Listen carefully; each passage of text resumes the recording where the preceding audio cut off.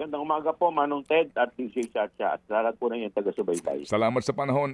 Kong Joel, bagamat tapos na po ang botohan kahapon nga at nanaig po yung maraming boto po na walang sustansya ang ikalawang impeachment complaint laban kay Pangulong Marcos. Pwede ba ho lamang namin malaman ano ang pinagbasehan ng komite para agad sabihin na walang sustansya yung pong mga reklamo, partikular nga po yung sinasabi tungkol doon sa unprogrammed appropriations at maging doon sa mga allocables na issue po laban sa Presidente? Unang-una, Manong Ted, basahin po muna natin kung ano po yung charge na kanilang inakusa sa ating mahal na Pangulo. Ang sabi po dito, Respondent President Ferdinand Bongbong Romualdez Marcos betrayed public trust by abusing his constitutional and statutory discretion to solely authorize the release of unprogrammed appropriation. Dito po, nire-recognize po nila na yung pong discretion ay base po sa Constitution at batas na ibinigay po sa Pangulo. So kung titignan po natin, ano po yung inaakusa po nila, yung paggamit po ng unprogrammed appropriation. Ito pong unprogrammed appropriation ay wala pa naman pong batas na nagsasabi na ito po ay bawal. In fact, since 1989 po, lahat po ng mga naging administrasyon, lahat po yan may unprogrammed appropriation. So, dito po, sa ating pong sa diskusyon po namin dito po papasok yung tinatawag natin Doctrine of Operative Fact. Ano po ang ibig sabihin nun? Ang Doctrine of Operative Fact, ibig sabihin po niyan, hindi po pwedeng managot ang isang tao kung hindi pa naman po itong dinedeklara na illegal. Sa ngayon po, yung legality po ng unprogrammed appropriation ay nakabinbin pa po sa Korte Suprema. In fact, nung panahon po, nung dating Pangulo, si dating Pangulong Pinoy, kung maaalala po ninyo, diniklara pong ang DAP ay unconstitutional. Pero hindi naman po siya nanagot nung ito po ay nagamit nila. Opo. So yun po ang naging basehan po nito. Opo. Ilan ho ba itong ilan ho ba ang kanila pong complaints, kumbaga? Kung doon po sa unang yun... Tatlo po. Opo, sige. Yung pong pangalawa, Congressman. Yung po yung pangalawa po. Actually, yung una po, medyo speculative dahil sinasabi po nila, ito po yung una po nilang sinasabi, in-institutionalize po yung systematic scheme of corruption sa pag-adapt and implementation of baseline balanced managed parametric formula o yung BBM parametric formula daw. So, dito po, sinasabi po ng mga kasama po natin na purely speculative dahil wala naman po silang maipakitang ebidensya kung paano po dito. Ang naging battleground po dito yung ikatlo. Dahil yung ikatlo po, ito po yung dito po yung direct personal involvement in budgetary insertion and kickback scheme. Okay. So tatlo po dito yung kanila pong ipinresentang ebidensya. Unang-una po yung Cabral Files. Yung pangalawa po, yung testimony ni Yusek Bernardo. At yung ikatlo po, yung confession po ni Saldico.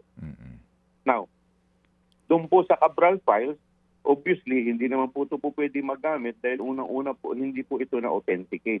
At yung tanging makakapag-authenticate lamang nito ay yung mismong si Yusek Cabral. Opo. Yung pangalawa naman po, dun sa statement po ni Yusek Bernardo, dito po, kung makikita po natin, wala rin pong tinatawag na nexus o yung direct connect sa ating presidente. Hindi naman po binanggit ni Robert Bernardo sa kahit na anong testimony niya na siya po ay nakapag-deliver. Now, dito po yung statement po ni Saldico. Dito po, ito po sa tingin namin, ang pinaka medyo mabigat po. Now, tingnan po natin kung paano po ang requirement ng substance, the sufficiency in substance. Ang sabi po dito, sa rules po namin sa Section 5, nakalagay po dito, the requirement of substance is met if there is a recital of facts constituting the offense charge.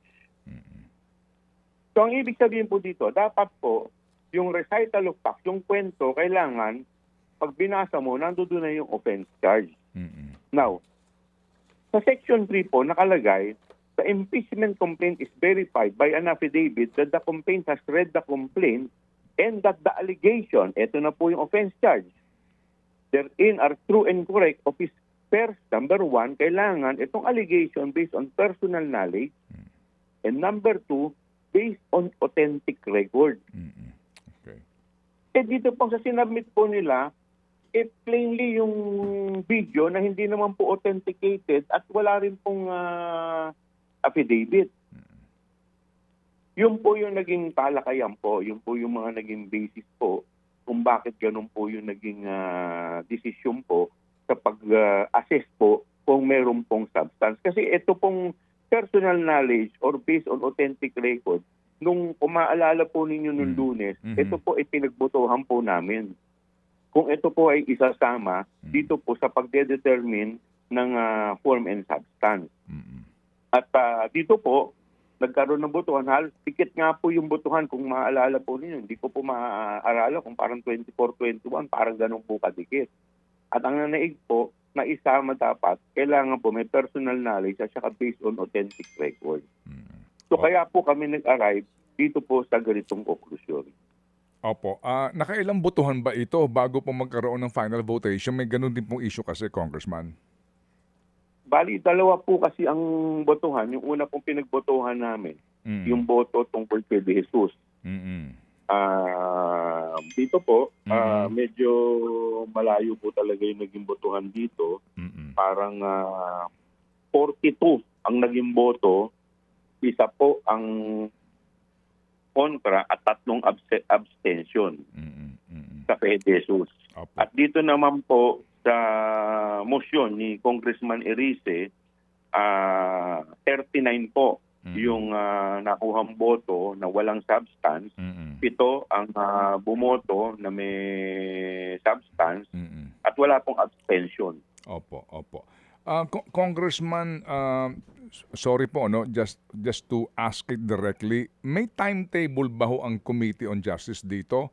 Kasi ang claim po ng mga complainants dito, sana man lang hindi minadali at during the deliberation, hinayaan din po muna yung pong mga maaari nilang i-present na karagdagang pong testimonya o ebidensya, kumbaga. Para bagang hinabahabaan pa po yung preliminary investigation, parang ganun po, Congressman. Ano po sa inyo po doon?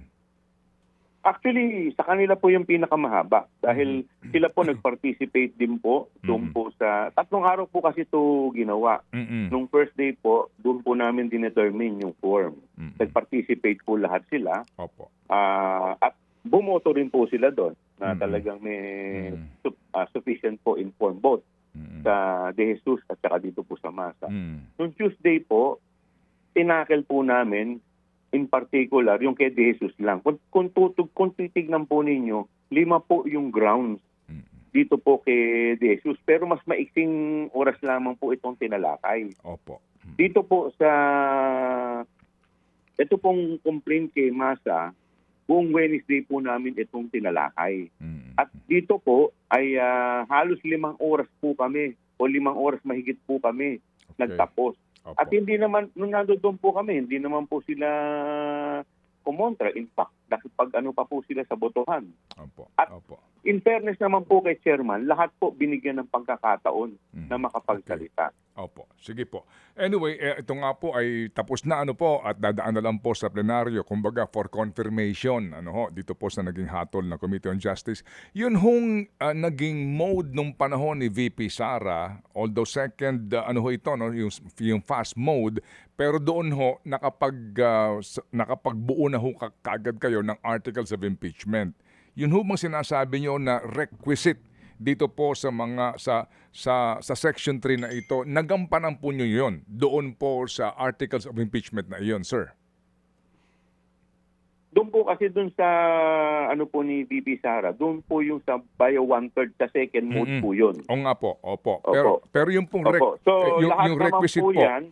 Opo, go ahead, sir. Opo, kasi po, unang-una po, kung titignan po niyo yung grounds doon, yung po mga tinalakay po ng mahaba, lengthily, Mm-mm. sa committee ko po mismo, sa good government. Yes. Kaya masasabi po natin, may mga personal knowledge po kami, pati po mismo may personal knowledge, at yung mga dokumento pong hawak namin, based po sa mga dokumentong sinabmit ng COA. Opo. Mm-mm. So yun ang kumbaga ho, kahit na ho, yung mode na yon, yung second mode, ano po, no? Dito po, ito po ay compliant doon sa sinasabi po ninyo, no? Na dapat po yung pong complaint is verified, no? At saka yung complainant po ay merong personal knowledge. Yes, opo. And based on authentic record. Opo.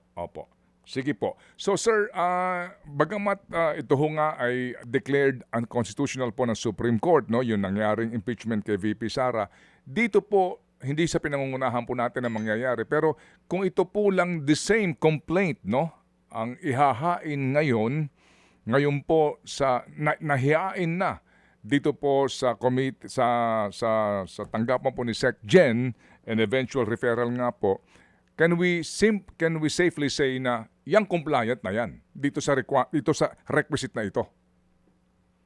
Compliant po to dahil lahat naman po ng proseso at nakalagay po sa rules, sinunod po namin. Ito yung impeachment complaint laban kay VP Sara. Sa akin pong paniniwala, compliant po. Opo. Sige Kasi po.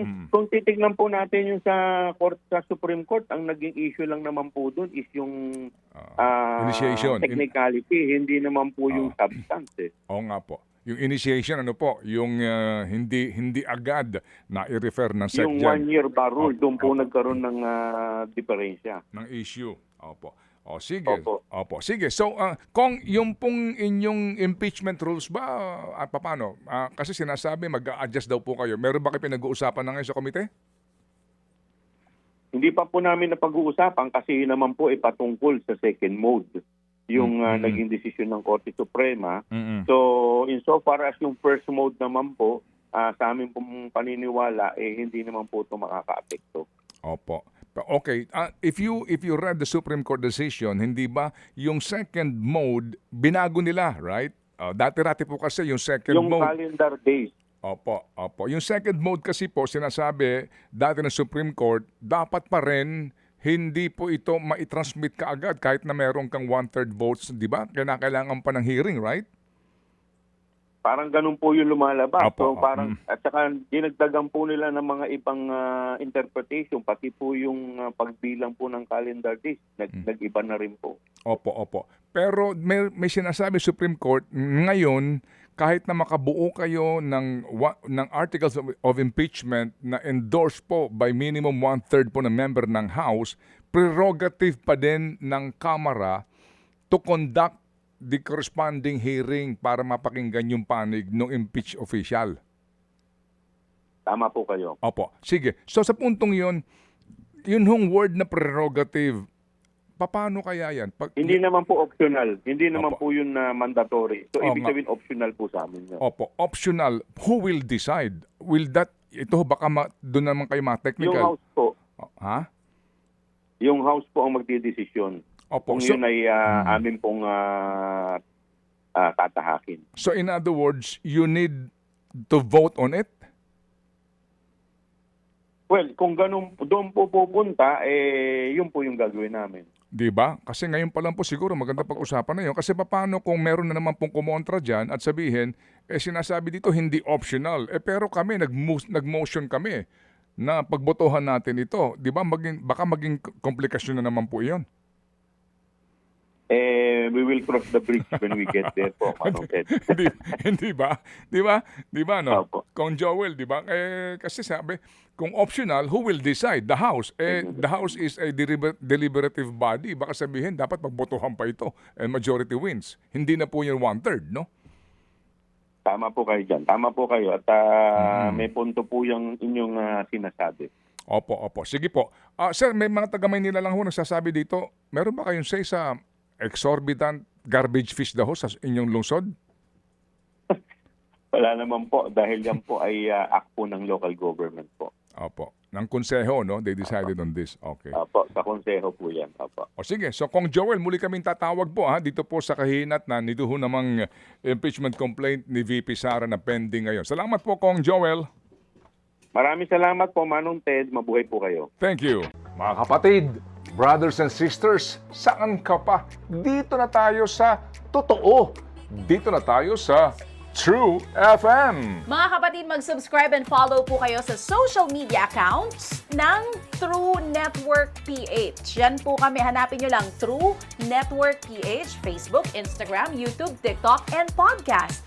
Mapa-Apple or Spotify man yan, mahahanap nyo kami. Lahat ng mga napapanood at napapakinggan nyo po sa programa, nasa social media accounts namin yan. So, paano mga kapatid? See you sa social media!